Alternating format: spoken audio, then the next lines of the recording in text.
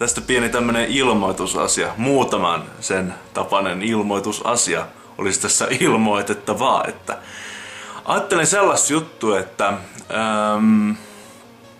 ajattelin, että voisin useammin alkaa pikkasen vlogailemaan.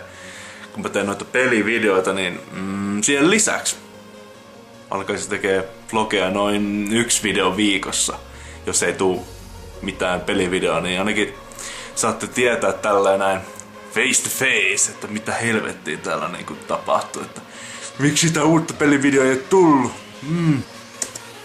Joo. Kattokaas, kun mä yleensä vlogaan näissä tämmössä tapahtumamaisissa tapahtumissa.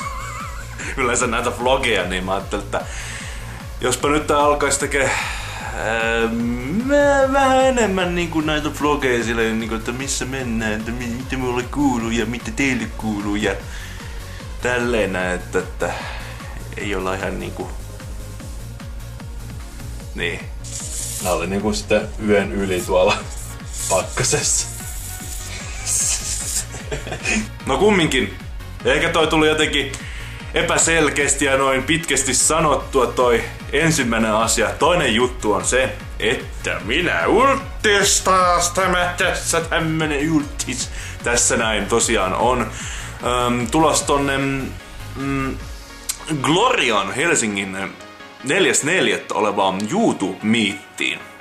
Että minut voitte nähdä siellä ja monet muutkin tubettajat. Tässä muuta mitä sanoa. Mitä mulle ylipäätään kuuluu? Syönyt, juonut ja pieräskellä.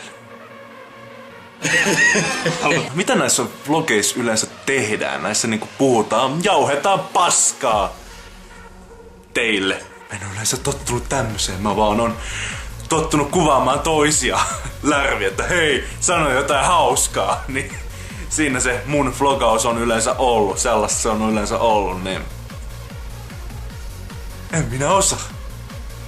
Olisiko tää niinku tämmönen aloitusvlogi? Ei. Tää on lopetusvlogi! Ei, se riippuu teistä, että haluatteko nähdä näitä vlogeja tosissaan. Että kommentoikaa. No niin, tästä tuli ihan paska video. Anteeksi, moi!